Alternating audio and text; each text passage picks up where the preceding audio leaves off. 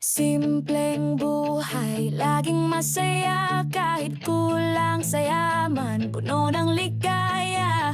Lutong bahay na kayang-kaya, pamilya sabay-sabay sa bawat lamesa. May halong pagmamahal sa bawat sangkap, gulay sa bakuran, di mo na kailangang bumili pa. Pagtitipid na may lambing at ginhawa, ganyan sa home cooked cravings, tunay na saya.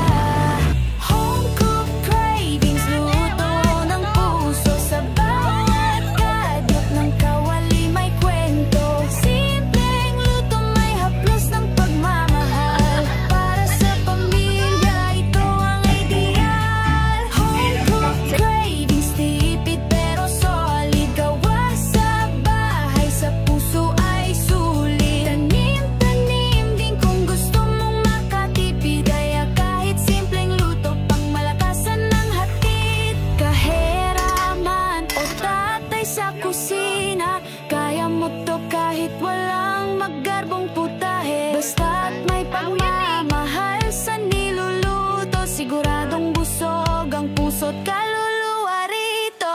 Home cooked cravings, luto para sa masa, may kwento, may damdamin, may pag-asa. Sama-sama sa lutong may kabuluhan, sa bawat kain may kasamang pagmamahalan. Sa home cooked cravings, buhay ay kay gaan, lutong bahay, pagmamahal ang sangkap naman. Tawa din ito isa. Simpleng buhay, laging masaya kahit kulang sa yaman, puno ng ligaya. Lutong bahay na kayang-kaya, pamilya sabay-sabay sa bawat lamesa. May halong pagmamahal sa bawat sangkap, gulay sa bakuran, di mo na kailangang bumili pa. Pagtitipid na may lambing at ginhawa, ganyan sa home cooked cravings, tunay na saya.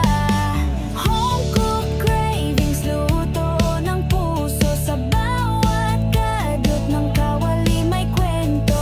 Simpleng luto, may haplos ng pagmamahal, para sa pamilya ito ang ideal. Home cooked cravings, tipid pero solid, gawa sa bahay, sa puso ay sulit. Tanim-tanim din kung gusto mong makatipid, kaya kahit simpleng luto, pang malakasan ng hatid. Kaheraman o tatay sa kusina, kaya mo to kahit walang magkarbong putahe. Basta't may Supot lang. pagmamahal